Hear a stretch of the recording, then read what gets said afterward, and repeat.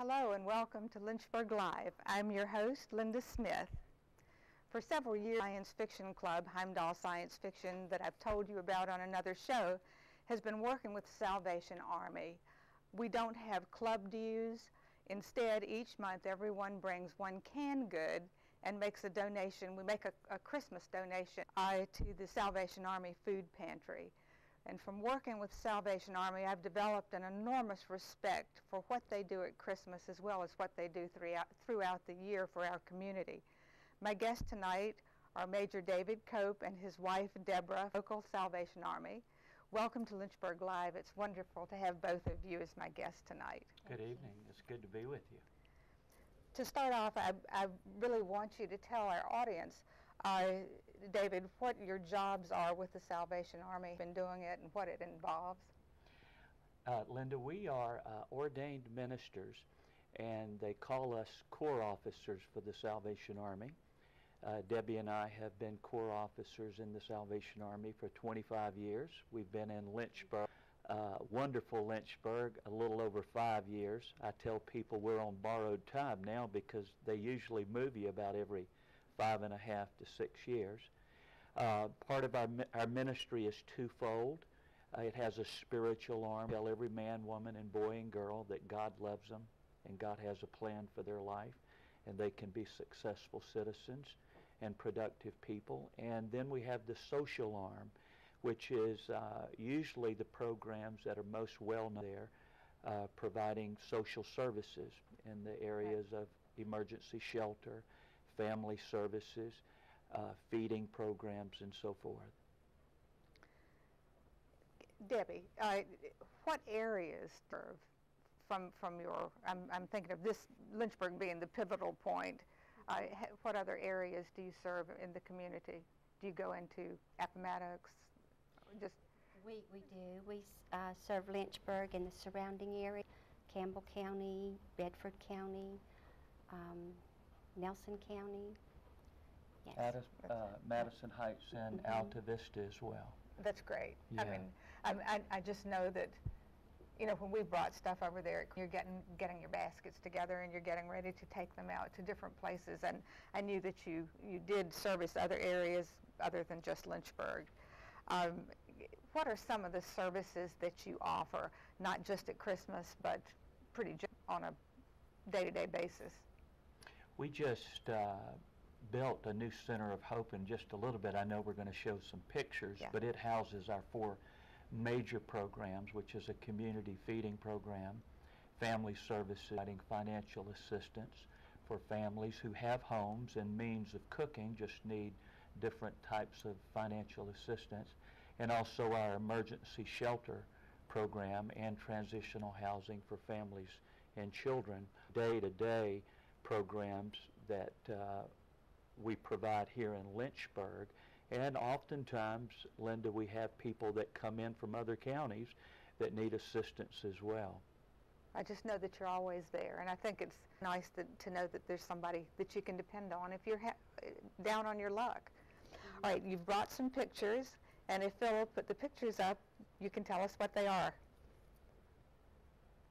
Well, this is our Core Community Center, and this was built about 29 years ago, and it is like the hub of the Salvation Army operations. And if we go to the next slide, you'll see it has a gymnasium, and one of the things that we try to is reach inner city kids that are usually in single-parent homes. They're not doing so good at school, and provide them a haven to come and play basketball. The next slide will show that there is computers in the game room for youngsters to sit down and just play a game or even receive some tutoring. And the next slide here, where it shows a graduation at Noah's Ark Daycare. This is a program providing subsidized child care, quality, safe child care. The leaders and the aides of that program, they really love the kids, and these are families, usually single families, who need good daycare, can't afford the larger daycare, so they get support from Department of Social Services. And the next slide will show the new building. It's a fabulous building. It's beautiful, We're and loving it. it's 3 stories, 20,000 square feet. The Center of Hope, we just moved in it May of this year, and it houses the 4 major programs. Where is it located? It's located on 2215 Park Avenue, and it's right on the street, as you can tell. And the next slide will show the lobby entrance there. Now, this facility, open 24/7, never closed. Somebody's always at the desk, and we are the emergency shelter for the community and the surrounding counties. There are other shelters. There are certain criteria to get in shelters, but you can be at the last rung of the ladder and down and out. We even have had people come to the center who are intoxicated but have nowhere to go, but we don't turn anybody away. And the next will show that we have a wonderful kitchen in the facility, and provide 2 meals every day of the year, and anybody can show up and get a meal. And the next slide will show our dining room. It's also a day center. Oftentimes people just need to get out of the weather and into a place, and so it's open all the time. And the next slide, we have a director of each of the programs, a director for program and also a director for the women's program. They're interviewed. If you're homeless, you're interviewed and an application is taken, and the next slide will show that this individual is being good. And in one part of the building we have an open dorm, and then that program also has a transitional housing program that they can graduate up to, and maybe a little later in your program we can talk about that. Okay. And then the next slide, I'm going to let Debbie talk about the women's program and transitional housing here. Well, this is a program just for women that have no place to go. They come in, we have different classes for them, teach them how to do a resume, how to interview for a job, Right. and if they have children, the children go into our daycare, or we get them into school.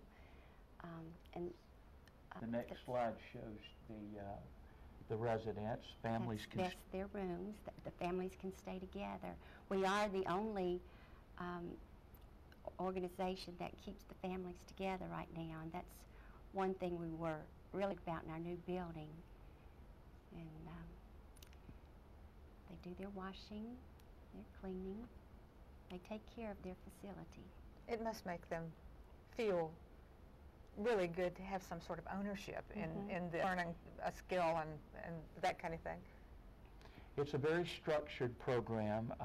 Oftentimes people find themselves in situations, whether it's addictions or just not managing their money. They don't have structure, and the life skill classes provide the structure.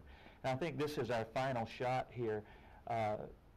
People like you, Linda, and your husband, who helped the Salvation Army, and many other community leaders. You hear they're kicking off the Red Kettle campaign Right. that just started recently to help raise funds to do all the services that we do in the community.